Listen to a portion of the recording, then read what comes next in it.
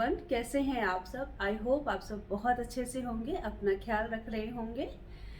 आज मैं आप लोग के साथ कुछ ऐसे टिप एंड ट्रिक्स शेयर करने जा रही हूँ जो घर के कामों को बहुत ही आसान बना देता है, या इसे हैक्स भी आप बोल सकते हैं। ये जो टिप एंड ट्रिक्स है वो घर के काम को तो आसान बनाता ही है, प्लस समय भी हमारा बचाता है। तो चलिए वो क्या है मैं शुरू करती हूँ। पहला जो टिप्स है ये है हमारा ये चावल का पानी। जैसे हमारे घर में अक्सर चावल दाल ये सब तो बनती है, तो जो हम धोते हैं चावल या दाल, तो वो धोने के बाद वो पानी फेंक देते हैं। तो उसे फेंकना नहीं है, उस पानी का जो यूज़ है आप हमेशा पौधों में डालने के लिए करें। वो बहुत ही अच्छा, उससे पौधे जो है वो ग्रो करता है और हमारे पौधे भी बहुत सुंदर हो जाते हैं। तो ये मैंने चावल का पानी ले लिया है, तो ये मैं पौधों में डालूंगी। मनी प्लांट में भी डाल सकते हैं या कोई भी प्लांट में आप डाल सकते हैं। ये पानी जो है ये पौधों के लिए अमृत है, तो ये बहुत अच्छा इससे ग्रो कर जाता है। दूसरा टिप्स हमारा चाकू पर है। ये चाकू जो है अक्सर इसका धार जो है कम हो जाता है, जिससे जो है हमारे प्याज या जो हरी सब्जियां हैं ये ठीक से देखिए ये कटते नहीं रहते हैं। तो इसको तेज करने के लिए आपको कहीं बाहर जाने की जरूरत नहीं है, ये घर में ही बहुत अच्छे से तेज हो जाते हैं। इसके लिए आपको लेने होंगे कप।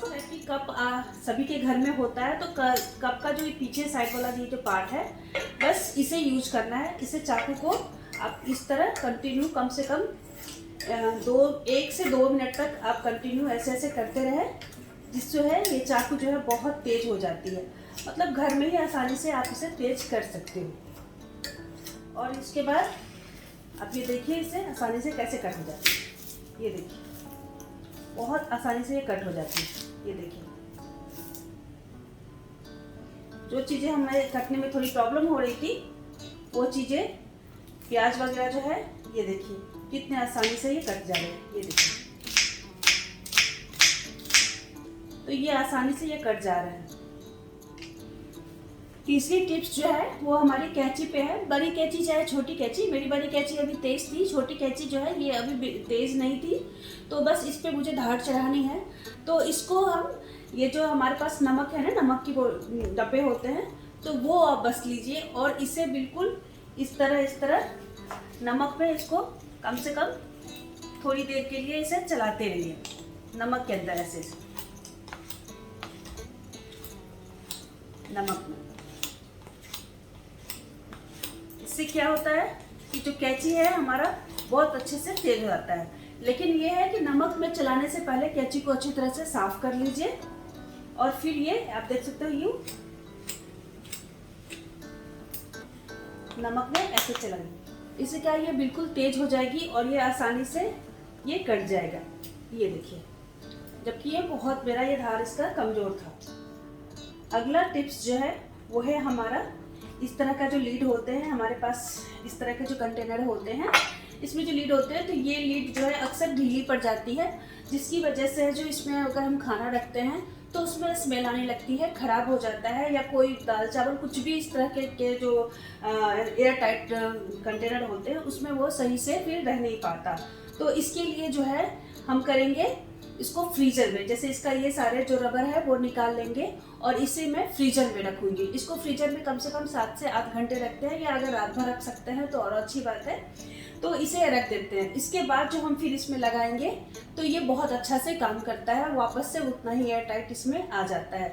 जैसे मैं आपको दिखा रही हूँ, ये देखिए ये भी मैंने फ्रिज से निकाला है और ये देखिए कितना हार्ड है अभी, जबकि ये काफ़ी लूज़ हो गया था। ये है कुकर का रबर, तो ये जबकि काफ़ी लूज़ हो गया था, तो जैसे ही मैंने फ्रिज में रखा है तो ये देखिए काफ़ी हार्ड हो गया है। अब इसे मैं कुकर में के ढक्कन में लगाऊंगी तो इससे बिल्कुल भी जो है कुकर में पानी बाहर नहीं आता है। तो इसी तरह मैं ये बाकी के जो लीड्स है इसके भी रबर को मैं इसी तरह यूज़ करती हूँ, जिससे हमारा जो ये काफ़ी टाइम तक आसानी से चल जाता है। अगला टिप्स जो है वो है हमारा दाल हो, सूजी हो या फिर चना हो, जो भी हो, तो ये जो है हमारा अक्सर ख़राब हो जाता है।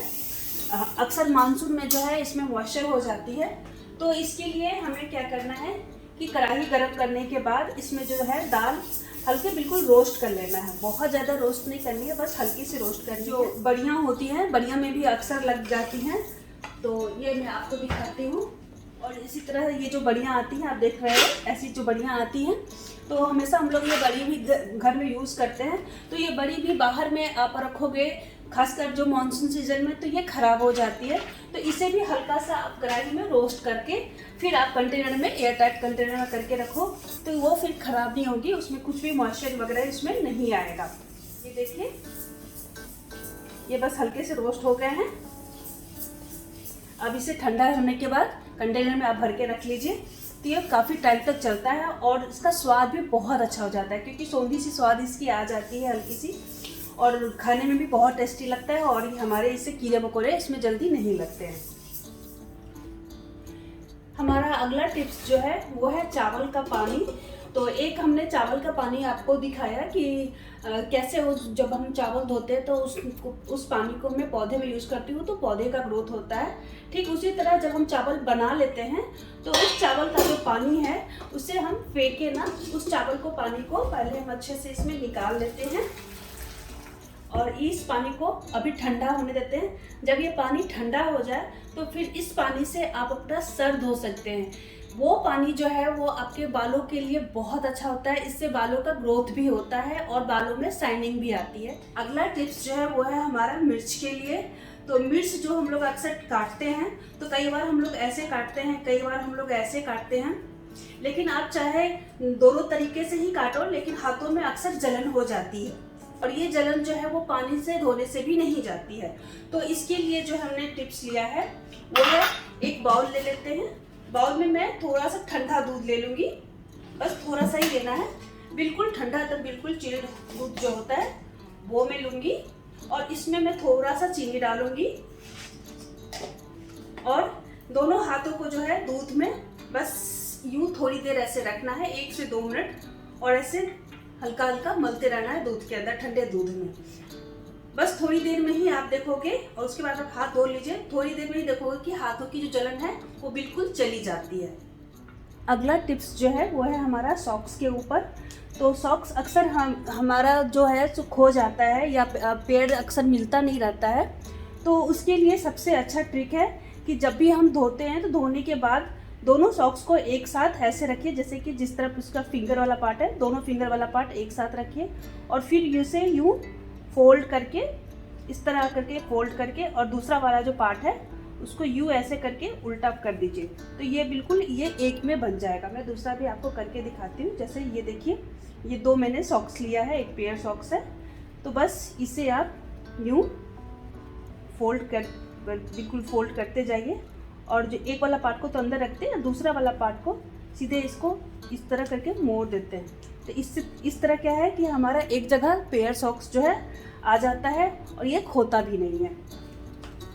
मेरा अगला टिप्स जो है वो है, इस तरह शर्ट हो या टी शर्ट हो उसको फोल्ड करना।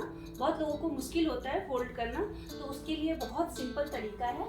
जैसे ये टी शर्ट जो है हमने ऐसे रखा, यूँ बस ऐसे शर्ट टी शर्ट को रखा, और कोई भी नोटबुक जो आती है, नोटबुक या बुक इस टाइप की जो भी हो, वो बस आपको यूँ ऐसे रखना है। ये देखिए, बिल्कुल ऐसे रखना है, और बस इसी के अकॉर्डिंग जो है आपको इस तरह से फोल्ड कर देना है। ये देखिए, आसानी से फोल्ड हो गया। और ये जो बुक है यहाँ पे आप देख सकते हो ना, ये बुक आराम से अंदर से निकाल लीजिए, और ये देखिए हमारा जो है ये फोल्ड हो गया। इस तरह आप शर्ट भी कर सकते हैं, टी शर्ट भी कर सकते हैं, सूट भी कर सकते हैं। तो बस ये एक छोटा सा ट्रिक है पर बहुत ही काम को आसान बना देता है। अगला ट्रिक्स जो है वो है ये बेडशीट के ऊपर। तो ये बेडशीट जब भी हम बेडशीट फोल्ड करते हैं तो उसका थोड़ा सा एक अगर आप ट्रिक्स अपनाओगे तो उससे आपका बेडशीट के साथ पिलो कवर जो है हमेशा आप साथ में पाओगे। तो इसके लिए सबसे पहले जो है, ये नॉर्मल बेडशीट है तो बेडशीट मैंने ले लिया है, उसका जो दूसरा पिलो कवर है वो भी मैंने ले लिया है। उसके बाद जो एक और पिलो कवर आता है जो डबल बेडशीट होते हैं, तो एक और जो पिलो कवर है, तो बस उस पिलो कवर के अंदर जो हमने बेडशीट और पिलो मैंने फोल्ड करके रखा है, तो बस उसे मैं इस तरह करके पिलो कवर के अंदर इस तरह मैं डाल दूंगी। और ये देखिए आसानी से जो है हमारा ये पिलो कवर के साथ केस भी इसका तैयार हो गया है और इससे आप जहाँ भी रखोगे एक तो आसानी से मिल जाएगी, दूसरी बात ये देखने में भी बहुत अच्छा लगता है। फोल्ड अगर ऑर्गेनाइज रहता है घर तो वैसे भी बहुत प्यारा लगता है। तो इसी तरह ये सिंगल बेडशीट है हमारे पास, आप देख सकते हो। तो इसको भी मैं उसी तरह फोल्ड करूँगी। तो इसके साथ तो बस एक सिंगल कुशन कवर दिया है या पिलो कवर, जो भी आप कह सकते हो। तो ये पिलो कवर के अंदर मैंने ये इस तरह ऐसे डाल दिया है, आप देख सकते हो। और इसको भी ठीक इसी तरह करके फोल्ड करके हमने रख दिया है। तो ये देखने में बहुत प्यारा लगता है, ऑर्गेनाइज लगता है। और इसी तरह आप जो बेडशीट के पूरे सेट जो आते हैं तो उसको भी आप एक पिलो कवर के अंदर सारे एक साथ डाल के ऑर्गेनाइज करके रख सकते हो। और अलग अलग बिल्कुल नहीं रहेगा, एक जगह रहेगा तो मिलने में भी बहुत आसानी हो जाती है। तो ये थे हमारे 10 ऐसे टिप एंड ट्रिक्स जो आपके घर के कामों को बहुत ही आसान बना देता है और समय भी काफ़ी बचाता है, ऑर्गेनाइज भी घर को रखता है। तो ये टिप एंड ट्रिक्स हमारे कैसे लगे प्लीज़ कमेंट सेक्शन में ज़रूर बताना। अब मैं इस ब्लॉग को यहीं एंड करती हूँ। आई होप आप लोग को ये ब्लॉग पसंद आया हो। अगर ये आप लोग को ब्लॉग पसंद आया है तो प्लीज़ लाइक कीजिएगा, शेयर कीजिएगा और सब्सक्राइब कीजिएगा। अब मैं मिलती हूँ आपको नेक्स्ट ब्लॉग में, तब तक अपना ख्याल रखिएगा, अपनों का ख्याल रखिएगा।